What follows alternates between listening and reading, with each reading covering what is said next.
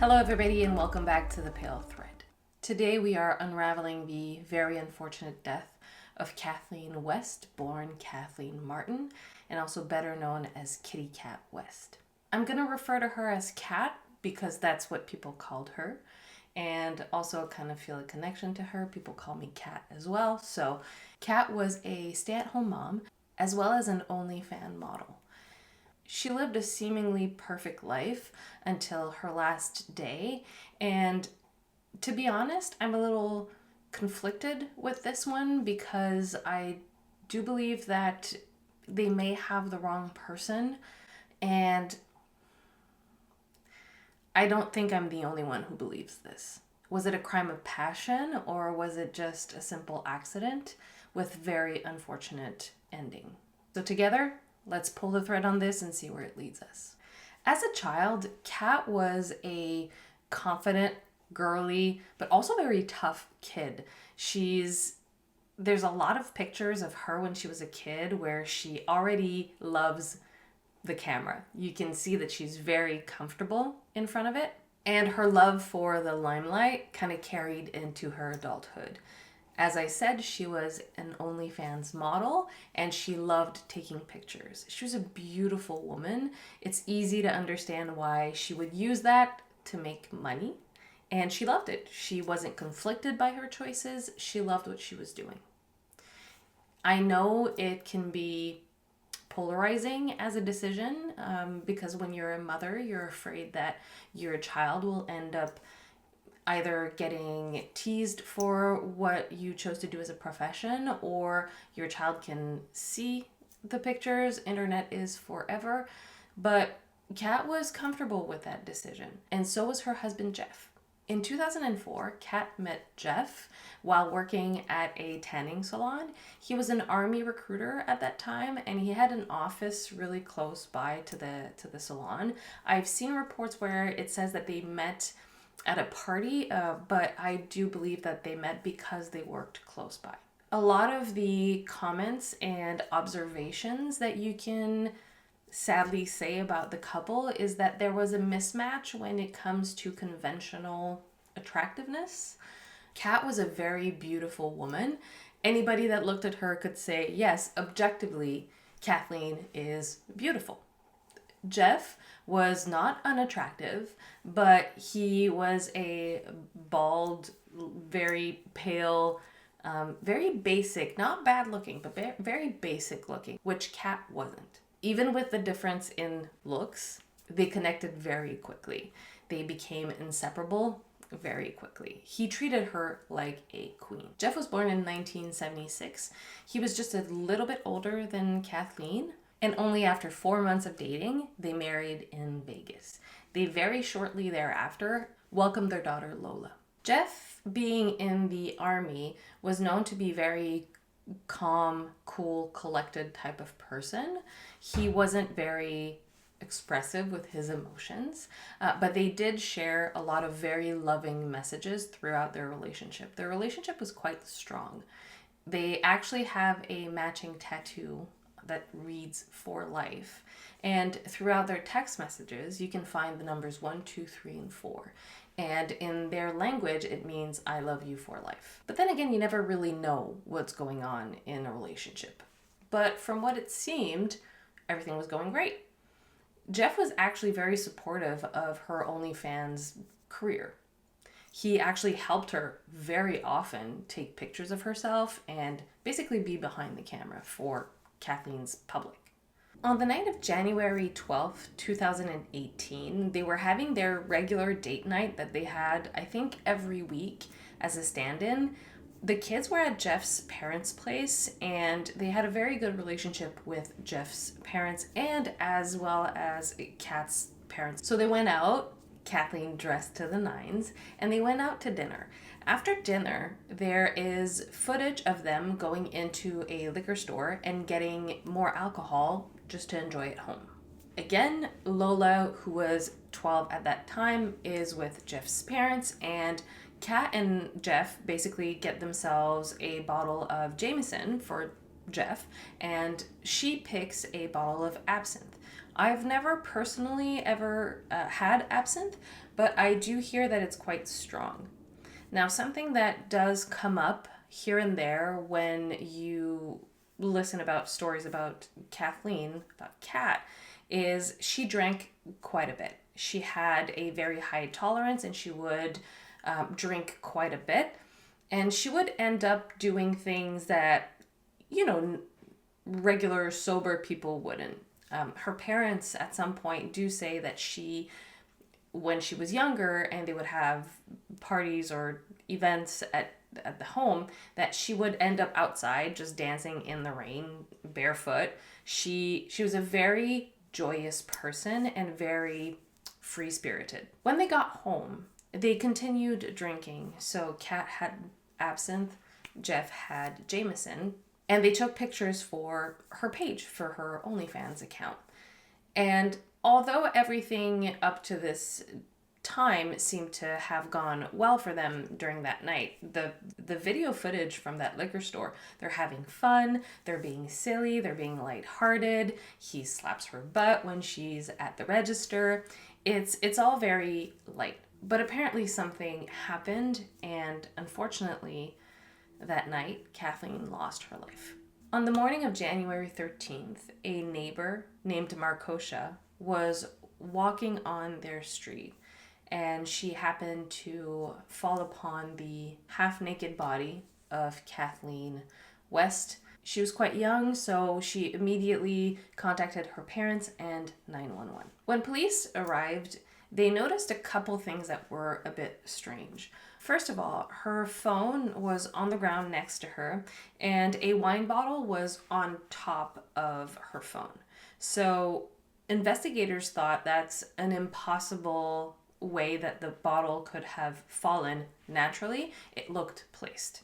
There was also 2 pools of blood, one on the grass in front of their home and one on the pavement. So investigators thought, obviously, the body had been moved. The events of that night were ruled as a homicide due to blunt force trauma to the head. The phone was also cracked, so they thought it was a sign of struggle. Apparently, Jeff's fingerprints were also on the bottle, upside down on the bottle, which means that in their mind, he was holding the wine bottle upside down as he hit Kat's head. But if you think about it, here they don't really do this anymore, but I think in the US they still do this. They give you a brown bag when you buy alcohol. So it could just be basically the way that the wine bottle was handled once it was taken out of the bag, Investigators also believed that Jeff didn't have a normal response to his spouse being deceased.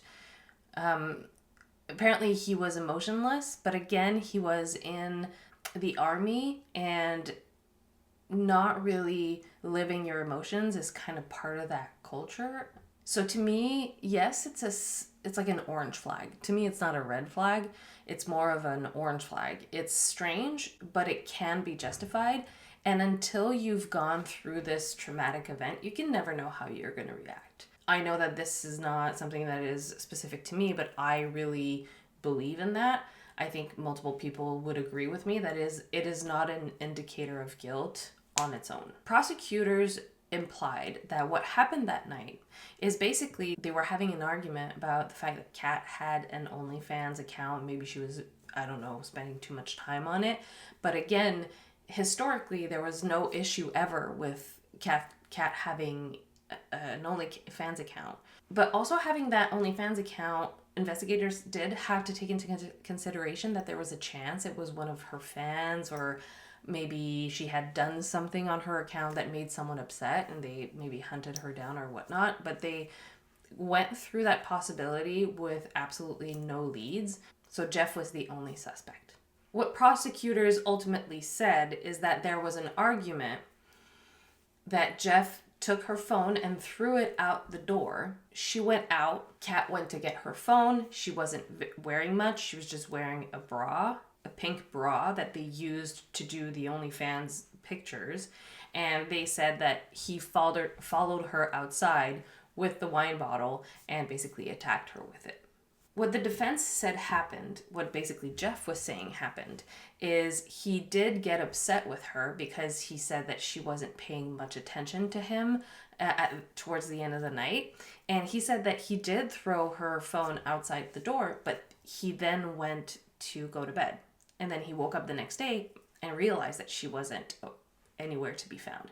I also saw someone say that a neighbor saw him the next morning kind of pacing through the home as if he was looking for someone, aka Kat. What Jeff said he thought happened, or the defense theory, is that he threw the phone out, he went to bed, and then Kathleen went outside to go get her phone, but she was so intoxicated that she probably banged her head, fell on that first lawn spot where she left blood, got up because that's not where her phone was, then stumbled to the pavement towards her phone, but then lost consciousness and passed. During the trial, her parents do say that that is something that has happened in the past. I've also seen a lot of testimonies from people who have overcome addiction, and they were saying in the comments that, I think it was a video that I watched from one of the news reports on the events, and a couple people had mentioned that in their addiction, it's something that has happened to them multiple times, where they would wake up the next day and there would be a puddle of blood in the kitchen, and then they would realize that they have a wound because they fell and they didn't remember because they were so drunk or so intoxicated. Jeff's lawyer pointed out there was absolutely no DNA of his that would justify him being considered guilty. There was no blood of his anywhere. There was no actual DNA linking him to the actual event of her death. During the trial, of course, they evaluated Kat's injuries. She had a 2-inch laceration on her head, and she had contusions around it, which means it's not like a single blow. Maybe it would be like a couple times that she hit her head.